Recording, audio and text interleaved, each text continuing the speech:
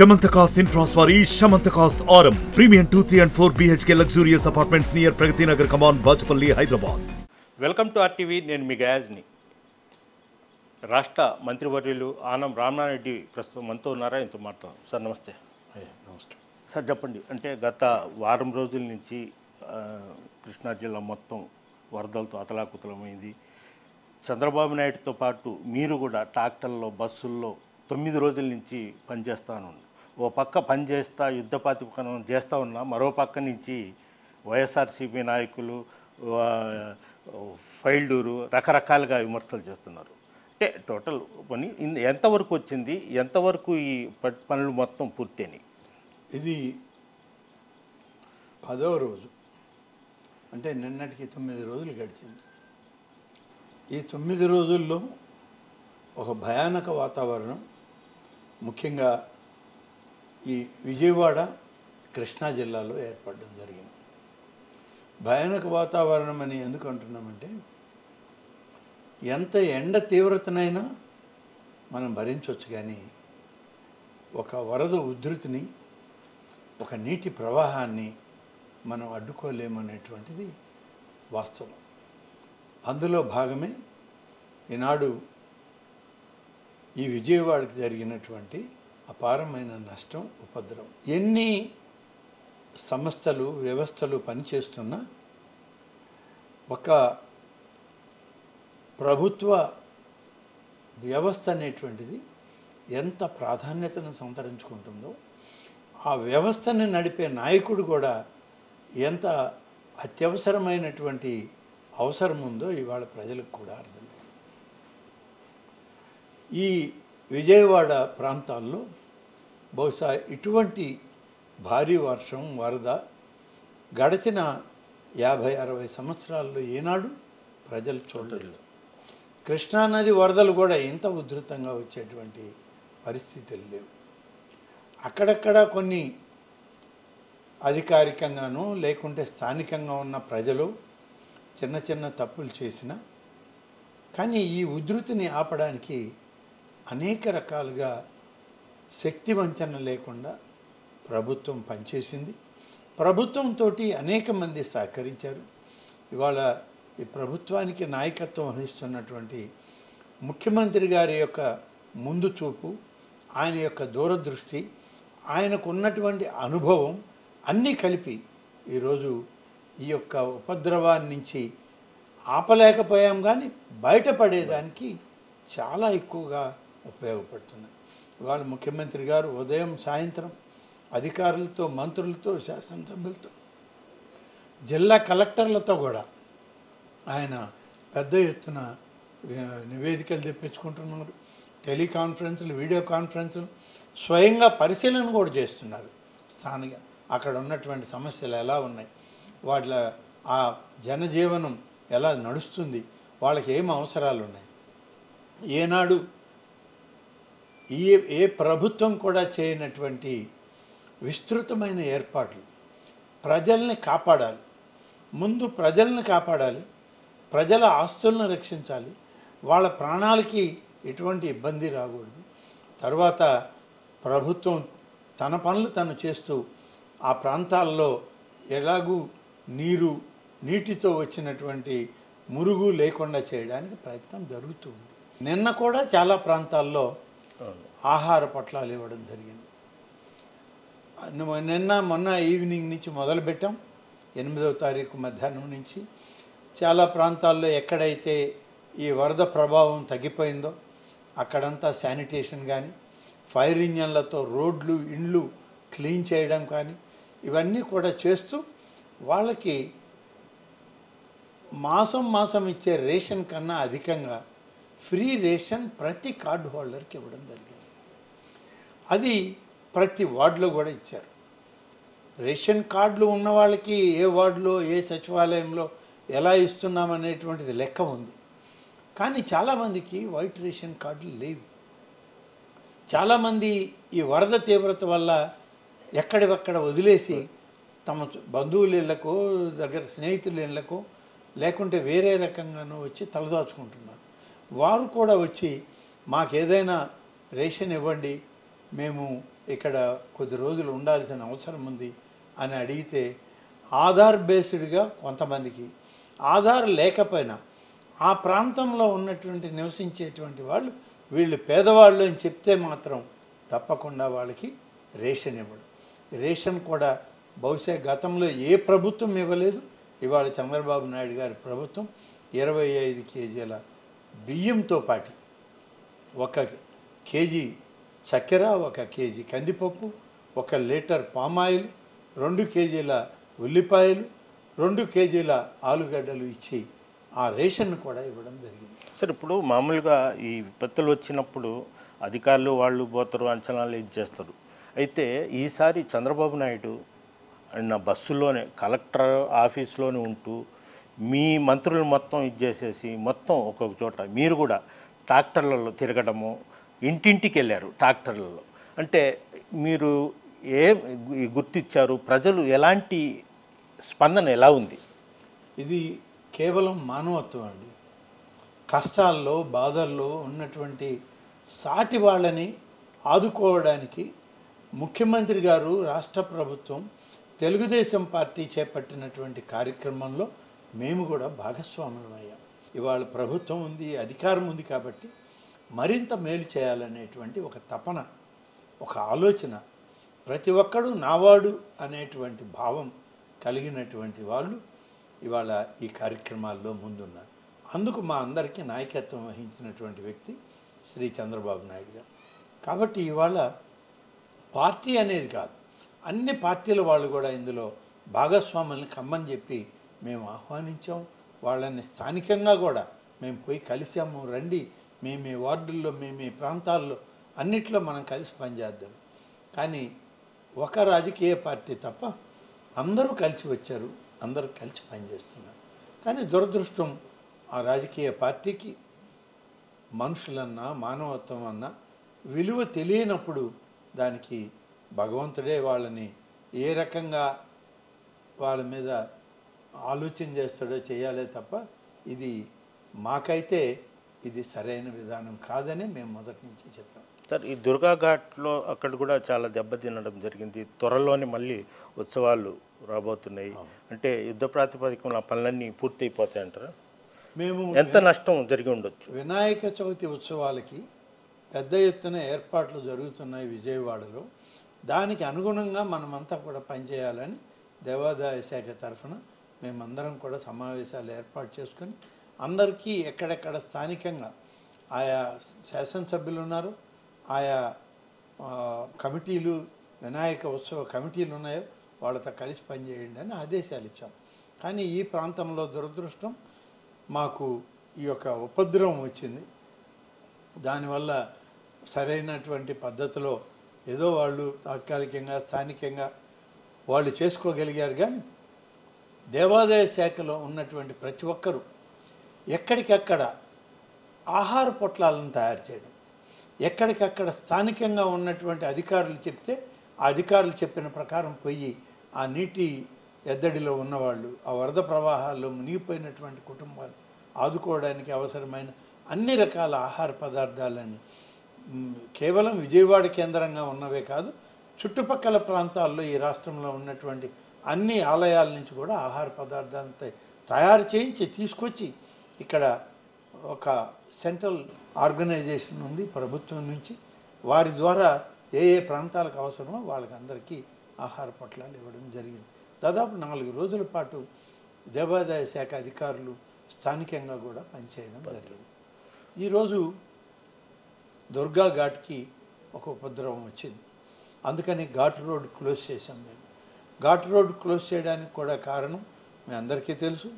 ఈ భారీ వర్షంతో అక్కడ పైన ఉన్నటువంటి రాళ్ళు స్లైడ్ అయ్యి అవి కిందకి జారిపడడం, కింద కొంత నష్టం జరగడం, కింద ఉన్న కార్యాలయాలు, వెయిటింగ్ హాల్స్, అలాగే దుర్గా ఘాట్ రోడ్డు కూడా అక్కడ ఉన్నటువంటి పరిస్థితుల్లో అది కుంగి అక్కడ నుంచి కూడా స్లైడ్ అవ్వడం, ఆ బురద మట్టి అంతా కూడా కిందకి జారిపోవడంతో రోడ్డు కుంగింది.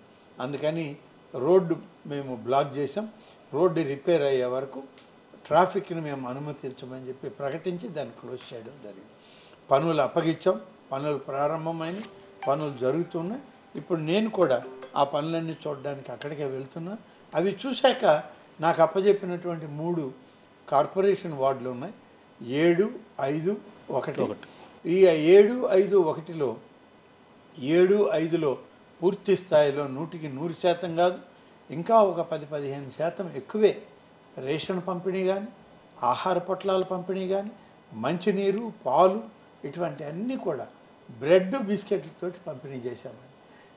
ఇంటికి తిరిగి అడిగి వాళ్ళు బాగున్నా బాగలేకపోయినా మీకు ఈ వర్షాల్లో బయటికి రాలేరు, ఈ నీటి మడుగుల్లో మీరు నడవలేరు, తీసుకోండి అని ఇచ్చాం. నేను 2 రోజుల నుంచి మెడికల్ టీమ్స్ కాన్స్టిట్యూట్ చేసి ఇంటింటికి పంపిస్తున్నాం. అక్కడ ఉన్నటువంటి పరిస్థితులు ఏంటి, ఏమైనా ఈ వరదలు వర్షాల ప్రభావం ఏమైనా ఆ కుటుంబాల్లో వైరల్ ఇన్ఫెక్షన్స్ ఏమైనా వస్తున్నాయని పరిశీలించమని కూడా చెప్పడం జరుగుతూ ఉంది. కాబట్టి ఇవన్నీ కూడా 7, 5 వార్డులు దాదాపుగా 100కి 100% కంట్రోల్లోకి వచ్చాయి. అక్కడ ఎలాంటి ఇబ్బంది లేదు. మన ఎన్యూమరేషన్ కూడా నిన్నటి నుంచి మొదలై నష్టపోయినటువంటి కుటుంబాలని నోట్ చేసుకోవడం జరిగింది. వాళ్ళకి నష్టపరిహారం ప్రభుత్వం నుంచి త్వరలో విడుదల చేయడానికి ముఖ్యమంత్రి గారికి నివేదికలు పంపడం జరిగింది. 1వ వార్డు అయితే అందులో గుణదల ప్రాంతం, ఆ ప్రాంతం అంతా ఇంకా వ్యవసాయ భూములు, వ్యవసాయ పొలాలు ఉన్నాయి. ఆ ప్రాంతంలో ఎక్కువ అపార్ట్మెంట్లు అవన్నీ కూడా ఉన్నాయి. అపార్ట్మెంట్లు కట్టుకుని అపార్ట్మెంట్లో ఉన్న వాళ్ళకి ఆర్థిక ఇబ్బంది లేదు, కానీ పోయేటువంటి అప్రోచ్ లేదు. అక్కడ కూడా 6 అడుగుల నుంచి 8 అడుగుల నీళ్లు ప్రవహించినాయి. నిన్నటి వరకు కూడా నిన్న మొన్న 2 రోజులు కూడా మేము వెళ్ళి చూస్తే నిన్న మొన్నటి వరకు కూడా 3-4 అడుగుల నీళ్లు ఆ కింద అపార్ట్మెంట్లలో, సెల్లార్లలో, కార్ పార్కింగ్ల్లో ఉన్నాయి. కాబట్టి వాళ్ళు కిందకి దిగలేరు, ఆ పైకి వాళ్ళు ఉన్న అవసరాలు తీర్చడానికి వాళ్ళకి అవకాశం లేదు. అందుకని ప్రభుత్వ పరంగా ఇచ్చేటువంటి అన్ని సౌకర్యాలు వాళ్ళకు కూడా ఇచ్చాం. వాళ్ళకు కూడా మేము బోట్లలో వెళ్ళాం, ట్రాక్టర్లు పోగలిగిన దగ్గరికి ట్రాక్టర్లలో వెళ్ళాం, నడిచి వెళ్ళేటువంటి వాలంటీర్లు నడిచి వెళ్ళి ఇచ్చారు.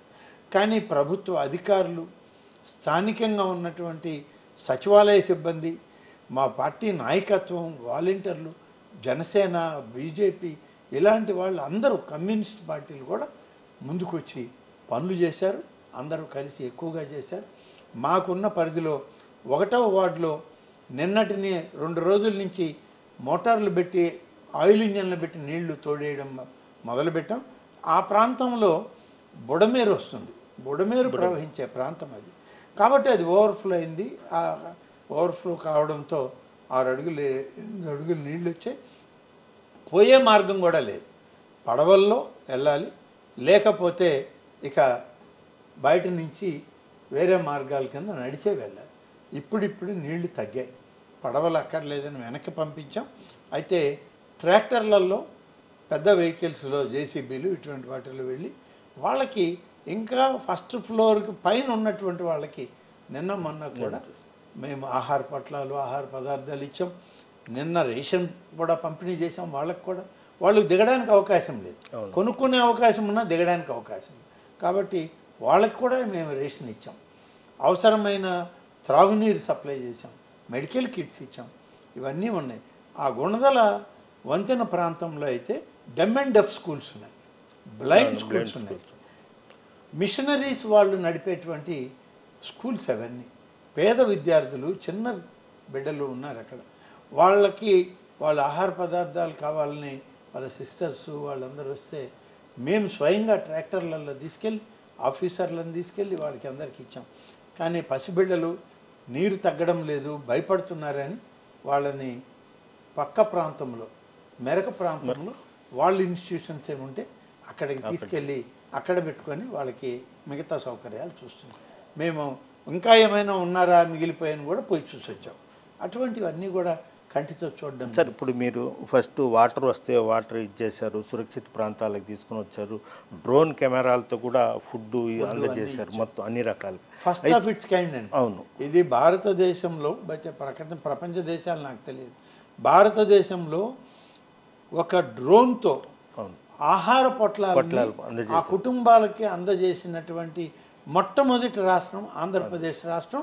ఆ చర్యకు ఇది చెయ్యొచ్చు, ప్రయత్నం చేయండి అని చెప్పిన వ్యక్తి ఈ రాష్ట్ర ముఖ్యమంత్రి చంద్రబాబు నాయుడు. కాబట్టి అవన్నీ చేయగలిగాం. ఒక దూరదృష్టి ఆలోచన కలిగిన నాయకుడు ఇవాళ ఇక్కడ ఉండబట్టే అధికారులు కూడా పరుగులు పెట్టి పనిచేశారు. ఆయన బస్సులోనే ఉన్నట్టున్నట్టు ఈ 9 రోజులు. ఆయన ఇవాళకి 10వ రోజు ఇల్లు అనేది దానికి కూడా చాలా అన్యాయంగా మాట్లాడుతున్నారు వైసీపీ నాయకులు. తన ఇల్లు మునిగిపోద్దని కాదు, ఇక్కడ ఉంటే అధికారులకి అధికార యంత్రాంగానికి దగ్గరగా ఉండొచ్చు అనే ఉద్దేశంతో కలెక్టరేట్లో కలెక్టర్ ఆఫీస్ అడ్మినిస్ట్రేషన్ డిస్టర్బ్ కాకుండా కలెక్టర్ కాంపౌండ్లో ఒక పక్కన తనకున్నటువంటి బస్సును పెట్టుకొని అక్కడ ఉండి అక్కడి నుంచి తను అడ్మినిస్ట్రేషన్ చూస్తూ ఉంటే దాన్ని కూడా విమర్శించి హేళన చేసే పరిస్థితి అంత దిగజారిపోయింది వైఎస్ఆర్ కాంగ్రెస్ పార్టీ అంటే. ఇంకా ఇంతకన్నా నీచం మరొకటి ఉండదు ఆ పార్టీకి. సార్ అది కుట్ర జరిగింది ఆ బోట్లతో ఇదనేది చెప్తారు. ఇది కుట్ర జరిగింది అనేటువంటి దానికి చాలా ఆలోచనలు ఉన్నాయి. ఎందుకంటే 3 బోట్లు ఒకటిగా కట్టి ఏ బోటు ఓనర్ కూడా పెట్టుకోడు, విడిగా పెట్టుకుంటారు. అంటే ఒకదానికి 3 పెద్ద బోట్లు నాటు పడవల్ని కట్టగా ఒకదానికి ఒకటి జాయిన్ చేసి దాన్ని నిలుపుదల చేయాల్సిన దగ్గర చైన్తో యాంకరింగ్ చేయాలి. అలాగే గట్టు మీద దానికి యాంకరింగ్ చేసేటువంటి అవకాశం ఉంటే దాంతో గొలుసులతోనూ ఎన్ని బోట్లు కలిపినప్పుడు అక్కడ కట్టి పెట్టుకోవాలి. అన్ని జాగ్రత్తలు తీసుకోకుండా 3 బోట్లు మాత్రం కట్టి కృష్ణా జలాల్లో వదిలిపెడితే ఆ కృష్ణా 3 బోట్లు వచ్చి దాంతో మరొకటి వచ్చి ఇక్కడ ప్రకాశం బ్యారేజ్ గేట్లను ఢీకొన్న దానివల్ల అక్కడ ప్రకాశం బ్యారేజ్ గేట్లు దెబ్బతిని ప్రమాదకరంగా తయారయ్యాయి. ఇవాళ ఆ బోట్లు పక్కకు తీసి ఎవరివి బోట్లు ఎందుకు చేశారంటే నిన్నటి వరకు ఎవరు బయట రాలి. వాని బోట్ల మీద ఏమైనా ఫోన్ నెంబర్లు ఉన్నాయి అవి ఉన్నాయని చూస్తే బోట్ల మీద ఉన్నటువంటి ఆనవాళ్ళను బట్టి చూస్తే అవి 3 బోట్లు కూడా వైఎస్ఆర్ కాంగ్రెస్ పార్టీ అనేది అర్థమైంది. దాని మీద వాళ్ళ పార్టీ సింబల్స్ ఉన్నాయి. అవి ఎవరైనా ట్రేస్ చేస్తే కొంతమంది బోటు ఓనర్లు తేలారు. ఈ బోటు ఓనర్లు ఎవరంటే స్థానికంగా జగన్మోహన్ రెడ్డి గారికి కుడి ఎడమ భుజాలుగా ఉండి ఈ విజయవాడ రాజకీయం దుష్ట రాజకీయం చేసే నాయకులకి అత్యంత సన్నిహితులు అనేది అక్కడ ఎస్టాబ్లిష్ అయింది. ఎస్టాబ్లిష్ అయిన తర్వాత ఇరిగేషన్ డిపార్ట్మెంట్ వాళ్ళు దాన్ని రిపేర్ చేయడానికి నానా తంటాలు పడ్డారు. 6 రోజుల పాటు కష్టపడితే అక్కడ కన్నయ్య నాయుడు గారు అనేటువంటి సాంకేతిక నిపుణుడు వచ్చి బెంగళూరు నుంచి తుంగభద్రలో గేట్లు కొట్టుకుపోతే ఎవరైతే తుంగభద్రలో 38 టీఎంసీలు నీళ్లు ఉండగానే గేట్లు అమర్చగలిగినటువంటి సాంకేతిక ఆలోచన కలిగినటువంటి వ్యక్తిని ఇక్కడ కూడా తీసుకొచ్చి నిన్న దాని కౌంటర్ వెయిట్స్ పెట్టి 3 గేట్లను అమర్చడం జరిగింది. కాబట్టి ఇంత దురదృష్టమైన ఆలోచన ఒక రాజకీయ పార్టీ ఇంత విపత్తులో ఉన్న ప్రజల మీద మళ్ళీ ఇటువంటి దుర్మార్గమైన ప్రయోగాలు చేయడం సభ్యత కాదు.